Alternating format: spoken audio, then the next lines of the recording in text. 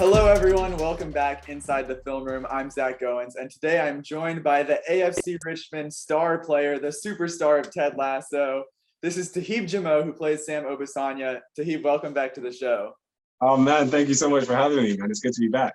It's a blast to have you here. I know we've always had good chats, and I wanted to let you know that this is your third time on the show, and you have just been beaten out by Nick Muhammad because I just talked to him. He was the first ever three-time guest. You're the second.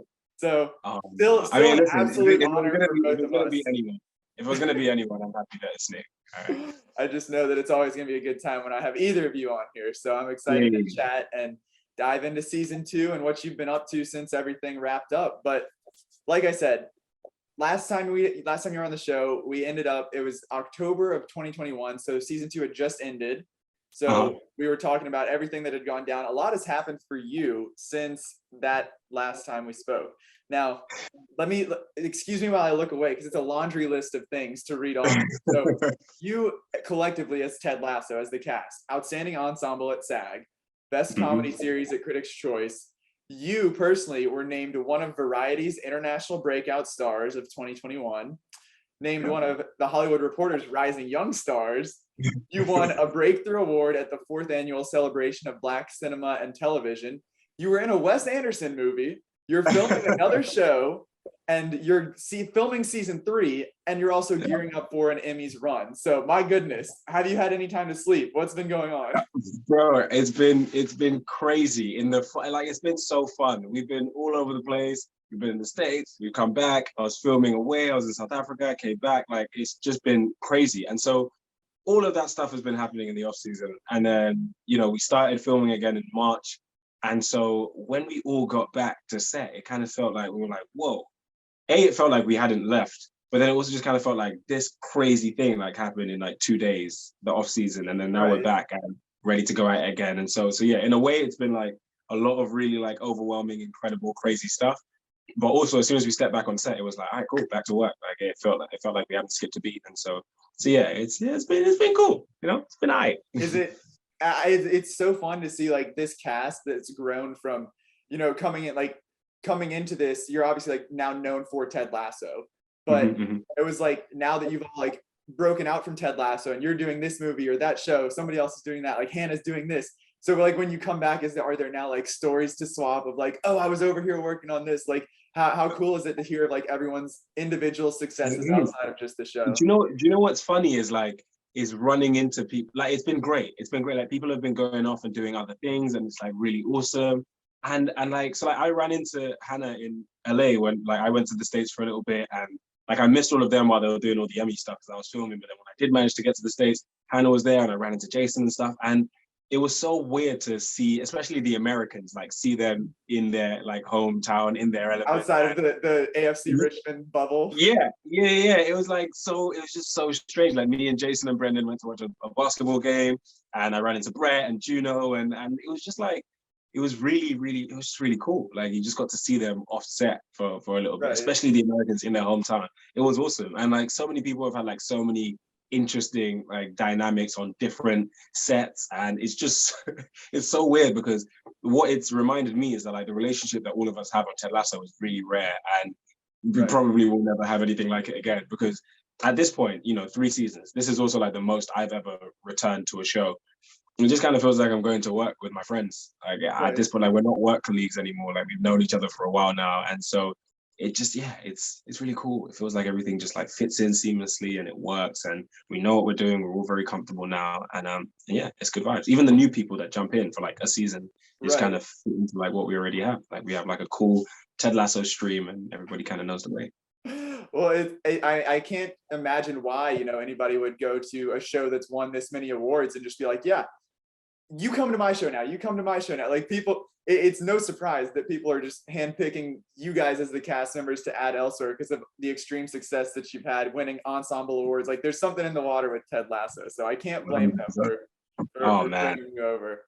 But that's really kind. Thank you. So I know last time we spoke, the video that went most viral from our chat was you giving the breakdown of what you want to have happen for Sam. You said you're going to marry Rebecca in season 3. You're going to ship all the players off. You're gonna ship Isaac off to another school or another team, buy the club.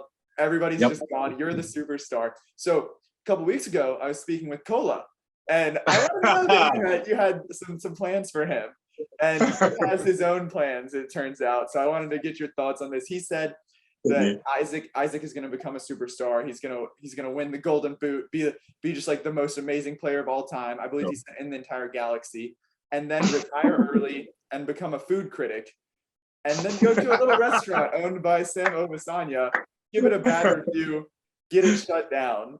So all I know is from these extremely personal wishes here, I think post Ted Lasso, whenever that happens, we need the Sam and Isaac spinoff show. Oh, we're doing it. It's like the spinoff show already happened. It's called Ratatouille. And you know that final scene where he eats the and it's just like he gets taken back to his shadow. That's what's gonna happen. He thinks he's gonna shut down the restaurant. But little as you know, I've got a mouse cooking my food. Amazing. I love it. So speaking of, that's obviously the deleted scenes of season 3, but speaking of real life season 3, we don't know much yet about it. You guys are obviously filming it right now. One small nugget that we do know, one of the producers of the show, Kip Kroger, said that it's deeper into the backstories. We're going to get a little bit more information on where these characters come from. So I know when we were last speaking, you and I were both on the same page saying we wanted to dive into Sam's backstory. We wanted to hear about his relationship with his father. Is there, I know you can't give anything away, but according to what Kip says, it sounds like we're getting what we wanted. Yeah, a little bit. Yeah, a little bit. I ain't trying to get in trouble. I'm always worried whenever I come on this show that I'm going to get sued. And it's always you. You always ask me these really leading questions. I just asked the question and let you take it. So. To be honest, yes, we are. Like I 100%, like Kip's 100% right. Like we are like diving into these characters a little more, and like we have so many great characters on the show, and sometimes it feels like we haven't got time to really like deal with everybody in the way that we want to. But in this season, like it really feels like we've done the first half now. We're like 6 episodes in. And yeah, like it really feels like we're getting some characters, nailing them down, and really wrestling with like who they are, what makes them tick, and what they need in order to like really like free themselves and come into themselves. And so yeah, everybody's like getting their moment in this season. And so yes, like we'll see a bit more of like backstories. And I know if I were in charge, you're the one character that has that positive father-son relationship. So we got Jamie and his dad, we've got Ted and his history with his father, Rebecca and her father, Nate and his dad, obviously. So I think Doc Sharon needs to move away, and you just come in and teach everybody how to have that good relationship. Oh my goodness, therapist Sam, let's do it. That's Doc Sharon and Sam Bisanya, like little. I'd be a sidekick. That'd be fun. Now I want to put you. You're in the writer's room. You're the creative here. I know we had season 1 was 10 episodes. Then season 2, the whole story was like we were planning for 10 episodes. We got 12 instead. So there was the Christmas episode and Beard After Hours, which were like the quote unquote extra episodes that just kind of got to have a little fun with it. So along those same lines, if you were in charge in the writer's room, what kind of extra stories would you like to tell that we don't necessarily get to see, but something that you want to explore in the world? Oh man, me and Brett have always said actually that like we wanted like because like Sam and Roy don't really ever talk to each other, and it's hilarious because like me and Brett are really close in real life, right? To the point where like he's still the background image on my phone, and I'm still the background image on his phone, and like I won't change it until he changes it. He won't do the same. So in 30 years' time, when we're still each other's background images on our phones, then yeah, just know I'm not losing that bet.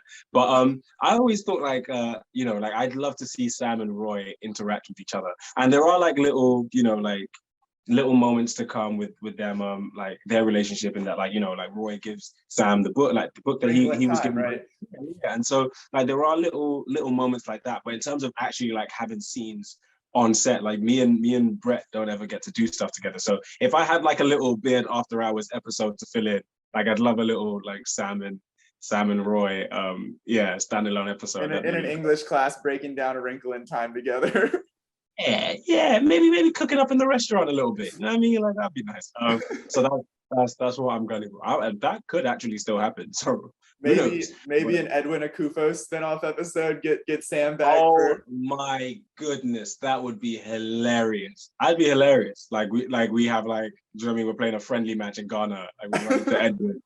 anything with Sam Richardson in it is I'm diving in head first, man. That guy is hilarious. He's like one of the nicest actors I've ever run into. He is so funny, man. Like there was what like we were doing the you know the scene in season 2 where I was in the museum. No, that's it. It was also the museum. Like that was one of the days where it was like me, it was me, Jason, and Sam, and Brendan was there as well, and Joe Kelly was there with his kid, and like that circle of it was just hilarious. Like watching Sam say something, and then Jason pick up on that and like say something funny, and Brendan pick up on that and say something, and Joe say something funny, and I'm just standing there the whole time, just kind of like taking it all in. It's hilarious. So yeah, anything with Sam Richardson in, I'm 100% down for. Well, now that obviously he was already in the Apple TV Plus family by his appearance here, but now he's got his own show with the After Party. Yeah. I don't know if you've checked it out yet, but I think it's only right if he's dipping his toes in Ted Lasso that you can cross over there and help solve a murder mystery with them. I would not say no to that. That'd be great. Come in for a little episode, do some detective work. That'd be dope. Yo. Well, I know on that show, each episode is themed. You know, there's like one is like a musical. It's like a different genre. So like there's a musical and animated one. If you had your own episode in that, is there like a certain genre of film or television that you'd like to highlight? I want Japanese anime.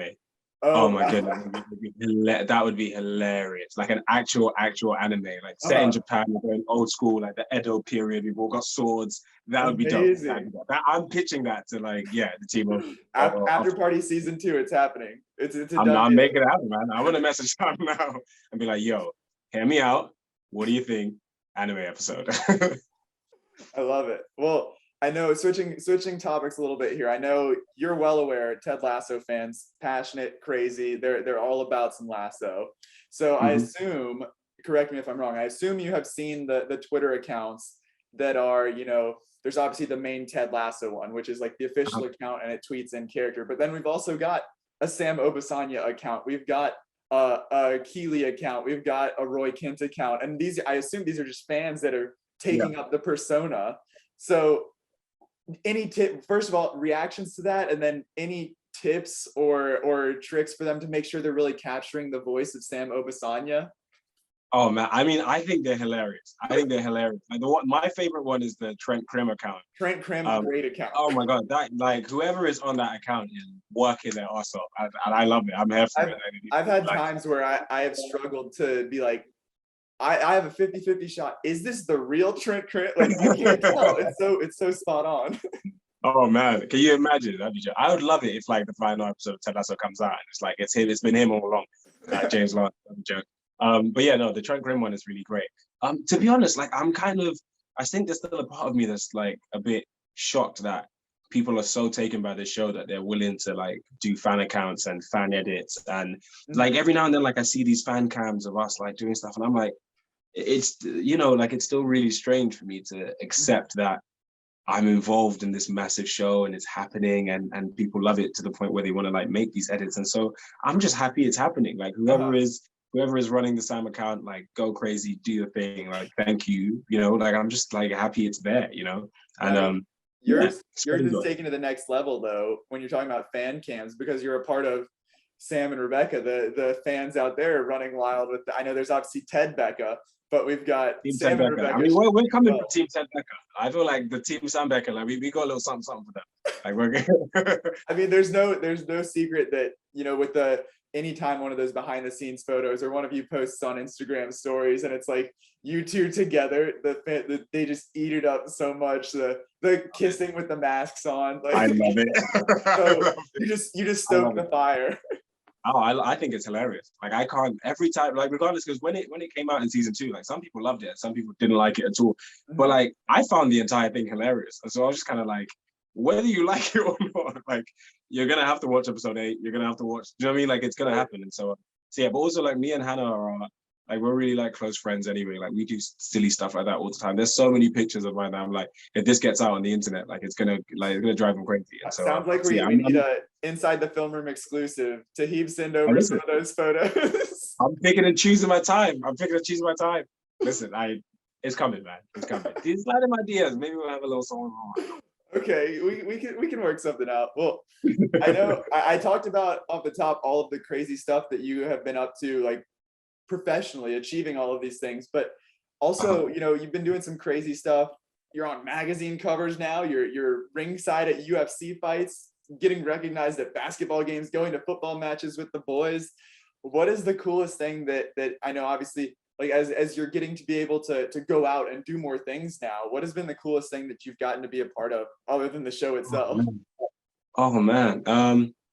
I mean, like you said it all, like the GQ stuff was great. Like I'm like doing massive like editorials, like fashion shoots, all of that stuff's really great. And like the events are really cool. I've always wanted to go to a Lakers game. And Jason and Brendan and Joe kind of hooked me and my brother up when we went to the States. And I got to watch like LeBron and Anthony Davis and Russell Westbrook play in real life. And like LeBron was like right there in front of me, dunking. Like Carmelo Anthony's like scoring 3. And I'm like, this is insane. Like, so like, that was one of the things where I was like, you know, I don't know if we got those tickets because of Clout and Ted Lasso or whatever, but like that was insane. And then like we went to the UFC, like you said, and I met Dana White, and like, it was just like all of these things.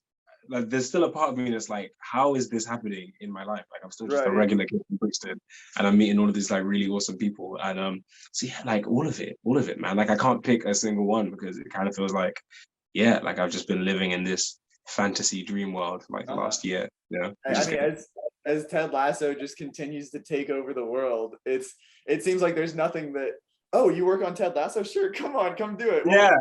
I mean, I'm really bad at that. Like I never ask for things. Like, and so people are like, oh yeah, you know, you could probably get this, and I'm like, oh no, whatever. And then you know, like my publicist would be like, oh, do you want to go and do this? And I'm like, yeah. Oh my god. And they're like, yeah, like they'd really love to have you. And I'm like, like you're really great. So, yeah, little old me. Like I went to watch like a Man United game the other day, and I was like, of course it makes sense that like football teams would like want to bring us along to come and watch some games. But there's still a part of me that's like, oh, you guys are, you know, the mighty football teams, and we're just little old actors or whatever. So yeah, you don't get out there and show them a thing or two on the pitch. You don't. Yours is all the TV magic, not the real deal. Like my team's playing. I'm a Man United fan. Our team's playing really bad at the moment, but. So yeah, maybe I should just jump on the pitch, play right back, score some goals, play with Cristiano Ronaldo a little bit. That would be dope. I mean, I can't imagine they'd complain. It'd be, at least they'd get some good headlines out of it. 100%. They'd be funny. Well, Toheeb, I really appreciate you stopping by. It's been great getting to chat as always. Looking forward to more from you and the rest of the cast for season 3. So, oh man, thank you so much, Zach. It's honestly like it's always a pleasure, man. Like I really hope I want to beat Nick to 4 times on Inside the Film. Let's do it. This is the post season 2, I guess. So once we get to that pre-season 3, once there's a trailer out there, you'll be first on the list. Okay. Yeah. Let's make it happen. Thank you so much, Zach. Awesome. Have a Thanks, lovely day. If you enjoyed that interview, be sure to subscribe down below so that you can stay up to date with all our latest Ted Lasso interviews, as well as our podcast episodes, movie and TV news, and more. And be sure to subscribe to our newsletter, The Rewind, so that you can get all of our interviews delivered straight to your inbox.